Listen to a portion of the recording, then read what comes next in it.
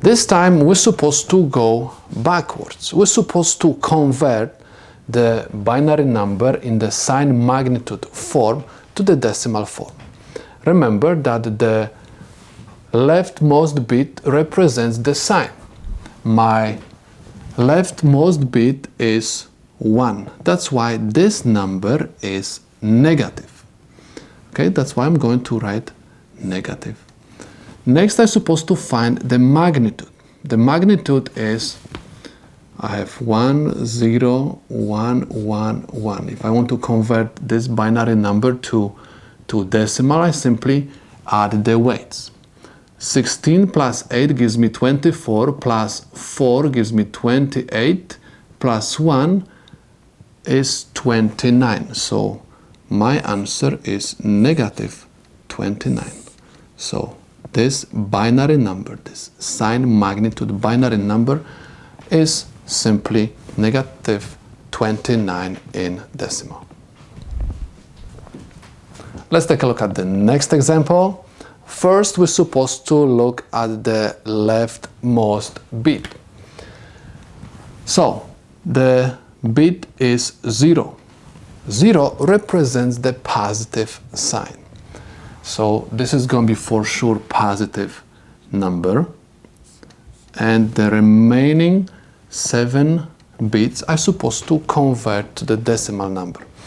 So what I'm supposed to do, I simply write this binary number below the weights. And I have 32 plus 16 is equal 48, plus 8 is equal 56, plus 2 is equal 58, plus 1 is equal 59. So this is my magnitude, 59. This binary number represents positive 59 in decimal number system. Let's take a look at the next example. Again, we're supposed to always look at the leftmost bit. The leftmost bit is 1. We said that 1 represents the negative sign. That's why this number is negative.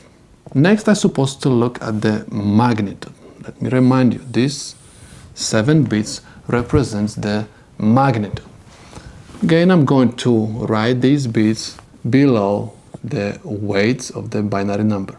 So 0, 0, 1, 1, 0, 0, 1. Let me remind you, in order to convert binary number to decimal, you're supposed to add the weights which are above ones.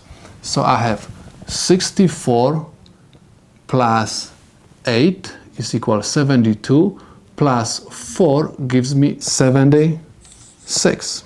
So I can say that this binary number is equivalent to the decimal negative 76. And this is the solution to my problem.